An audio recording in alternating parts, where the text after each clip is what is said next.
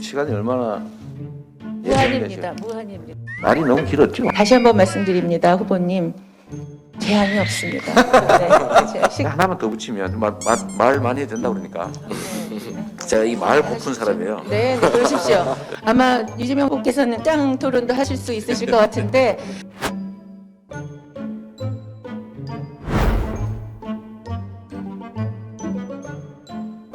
여기 많은 분들께서 이제 대학에서 저희 청년들을 만나고 계시는데요. 청년들이 겪고 있는 어려움들을 일선에서 만나고 있는 저로서는 청년 기회 국가라고 하는 부분에 눈길이 더더욱이나 많이 갑니다. 요즘 이제 청년에 관한 얘기들 많이 하지 않습니까? 그래서 제가 가끔씩 이 얘기를 할 때마다 청년들 표를 얻으려고 저렇게 청년 얘기를 많이 하나 이런 혹시 생각을 하실까봐 왜 청년 얘기를 하는지를 한번 말씀을 간단히 드리도록 하겠습니다. 이 청년 문제의 뿌리는 여러 가지 이유가 있습니다만 사실 기회 부족 때문입니다. 기성세대들은 사실 기회가 많은 세상을 살았지 않습니까? 우리는 그래도 기회를 활용해서 성취를 내냈고 일종의 기득권적 위치를 조금씩은 더 차지했죠. 그렇죠. 교수님도 되시고 그죠? 네, 그렇습니다. 그런데 저도 어쨌든 그 경쟁을 넘어서서 여기까지 왔는데 우리 청년 세대들은 우리 사회 저성장과 기회 부족 문제에 대해서 완전히 또 무방비 상태로 노출돼 가지고 갑옷도 없이 광야의 어려움에 그대로 봉착한 것 같아요. 그래서 결국은 성장을 회복해야 된다. 지속적 성장이 가능한 사회로 가야 된다고 하는 것이고, 두 번째가 이제 이 전환적 위기 국면을 기회로 활용해서 국가의 대대적 투자 그리고 국가의 기업 체제 개편을 통해서 새로운 성장의 모멘텀을 만든다. 이 두 가지를 합쳐서 저희가 전환적 공정 성장이라고 말씀을 드리는데 쉽지가 않지만 충분히 할 수 있는 일이기 때문에 청년에게 기회를 주는 국가는 청년을 위해서가 아니고 이 나라 전체 미래를 위해서다 이 말씀드리겠습니다. 네, 국가 정책에서는 그 정부와 시장 간의 관계에 대한 철학이 상당히 중요한 것 같습니다. 이 호사가들은 마치 정부와 시장의 관계를 적대적으로 또는 경쟁적으로 묘사하기도 합니다. 그래서 후보님께서는 이 정부와 시장의 관계에 대해서 어떻게 생각하시는지.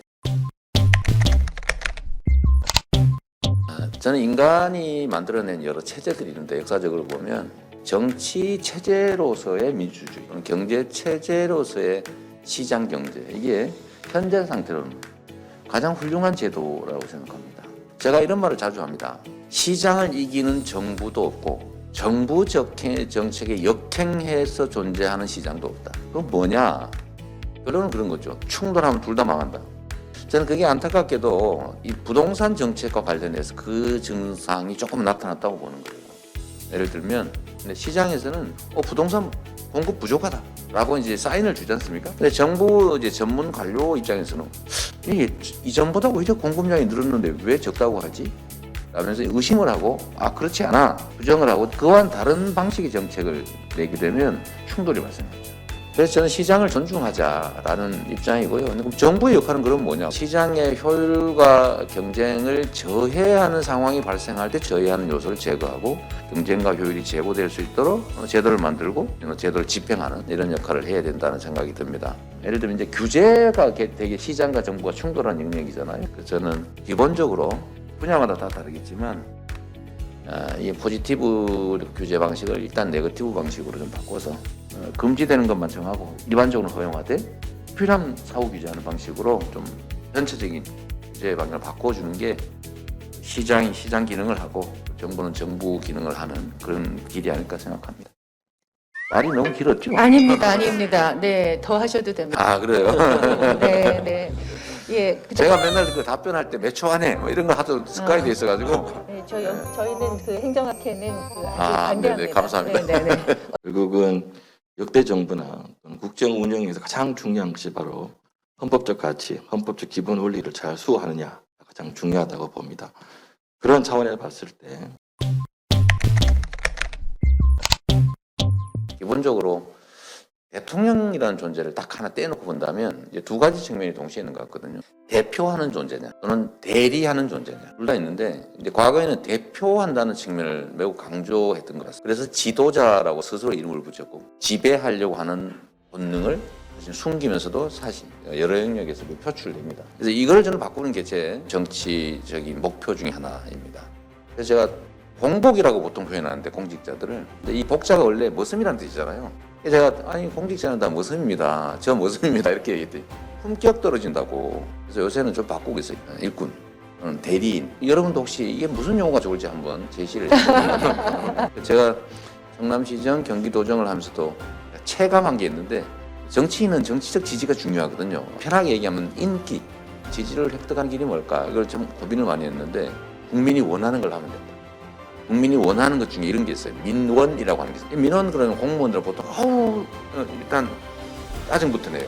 민원의 이미지가 어떠세요? 민원 뭔가 짜증나고 네, 불편하고 뭐 살짝 피해야 되고 이런 네, 느낌이잖아요. 네, 그렇습니다. 자, 이 민원에 대한 인식 자체를 바꾸자. 그래서 제가 특히 이제 일선 행정을 하는 동장, 공무원들 이분들한테 민원을 많이 발견해 오면은 인사 가점을 줘서 우선 승진시켜 주겠다. 해결을 하는 건 신경 쓰지 말고 본인이 할 수 있는 건 하고 못 하는 건 보고만 해라. 우리가 구청에서 할 거는 구청에서, 시청 본청에서 할 건 본청에서, 제도를 바꿀 거는 의회와 시장이 알아서 할 테니까 무조건 발견만 많이 해와라. 나중에는 제가 국민이 원하는 일을 하는 방법 중에 하나로 직접 다 만난다. 모든 동에 연초가 되면 제한 없이 원하는 사람 다 오세요. 하고 싶은 말 다 하세요. 이랬더니 뭐 보통 첫 해에는 한 500명씩 동별로 300에서 500명이 와요. 첫 해에 글 모았더니 이만큼 되더라고요. 두 건.